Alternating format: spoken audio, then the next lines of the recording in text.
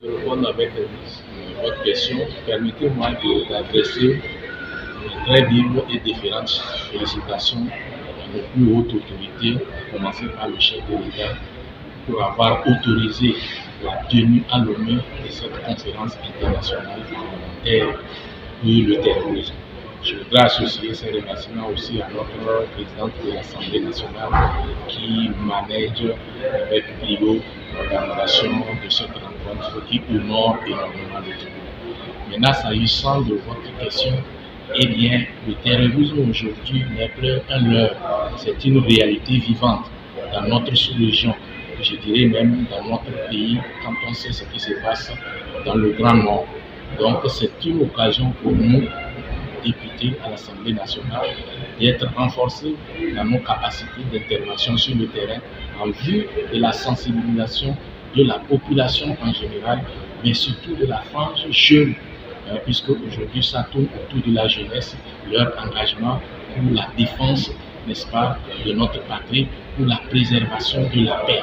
Donc c'est vraiment une occasion en or pour nous les élus, pour que nous renforcions nos capacités dans la manière de parler, dans le choix des mots et pour la sensibilisation de la population. Et au-delà de mes fonctions de député, je suis un enseignant.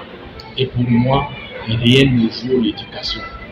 Depuis l'âge de 3 ans jusqu'aux environs de 30 ans, c'est l'éducation qui façonne la personnalité de l'homme. À partir du moment où nous avons une éducation bien organisée, bien efficace, on arrive à former des hommes qui ont leur tête sur les épaules et donc qui contribuent au développement et donc à la lutte contre le terrorisme. Car, dit-on, tant vaut l'école, tant vaut la nation. C'est pour vous montrer l'importance de l'éducation. Ce n'est pas pour rien que les autorités ont pensé mettre dans les curricula ce que nous appelons ECM, l'éducation civique et morale. Et c'est très important et pour appuyer déjà au niveau des efforts des religieux, puisque la morale, la religion c'est d'abord la morale. Mais si l'autorité compétente a pensé que dans l'éducation formelle, il faut ajouter le civisme, la morale, c'est que l'éducation joue un rôle dans la fabrication, c'est moi le terme, d'un citoyen, d'une personnalité.